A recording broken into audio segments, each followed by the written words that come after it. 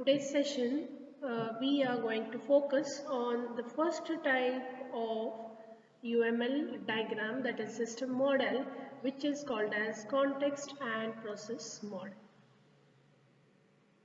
So in this model, you are going to see what is the exact meaning of context. Okay. So context models are basically used to show the operationality of the system. They also show about the system boundaries. First thing is operationality. They also show about the system boundaries, and due to these system boundaries it will help to take certain decisions. Basically these context models are nothing but the architectural models which are used to show system and its relationship with other systems. So these are the three main points when it comes to the context model. That is, the context models are used to illustrate the operational context of a system, that is operationality of that system. They also show the inside and outside system boundaries. Okay, so these system boundaries may somewhere affect the decision making during the system development. It is also called as architectural model, which is used to show the relationship between one system and another system.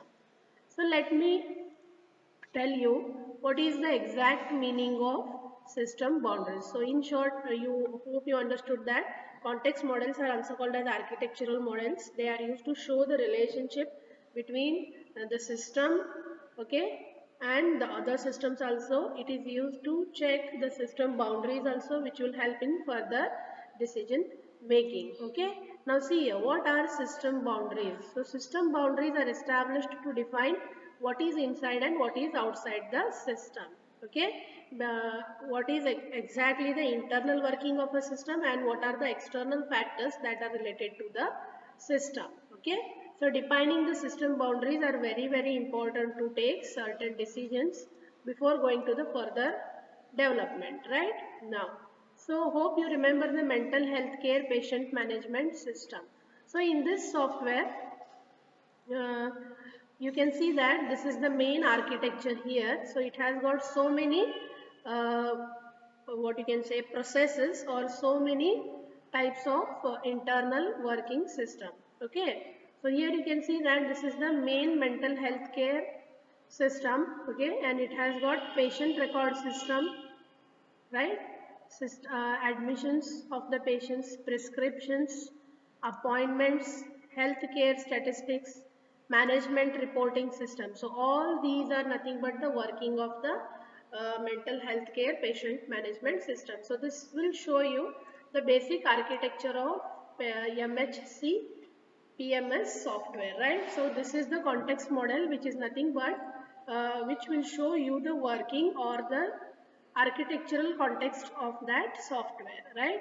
So in context models, you have to draw the architecture of the softwares, right? Okay. So we'll go to the next section now. So one more thing, remember guys. So context model is nothing but architectural diagram which you have to draw. Okay. Right. So by using this diagrams, you will come to know the exact working of the software, or you can say how the business is going to run. So there is one more diagram here which is asked in examination so many times. So this diagram, it is called as a UML activity diagram. Okay. So which will tell you about involuntary detention and role of mental health care patient management system, right? So this is one UML diagram. So here in this UML diagram you will come to know whether the patient is going to get admitted into the hospital, or there is a need for a patient to get admitted into the hospital or not. So this is one UML diagram.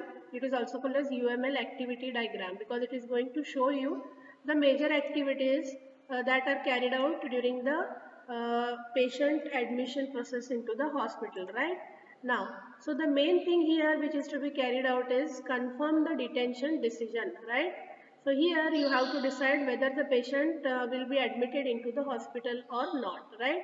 So here on the certain decisions, certain checks are performed like inform patient of rights, record detention, decision, okay, by mental health care patient management system. So patient healthcare system, that is the internal software, the main module, it will take care of these two things, okay, whether the patient has to be admitted or not, okay, whether all the rules and regulations regarding the admission for these patients will be carried out properly or not, okay. So it is checked whether the patient is in a danger state or it is in a not danger state, okay. If the patient is found to be in a danger state, you can see a condition, find secure place. If secure place is available, the transfer is made to the secure hospital, okay. If it is not secure to admit this patient, he is severely injured in an accident, okay, then the patient has to be undertaken by the police station, cannot be admitted directly to the hospital, right. In these both cases, if the patient is under danger condition, then inform social care, inform next of the kind, update register, and also all these processes are carried out for both during dangerous also and not dangerous also.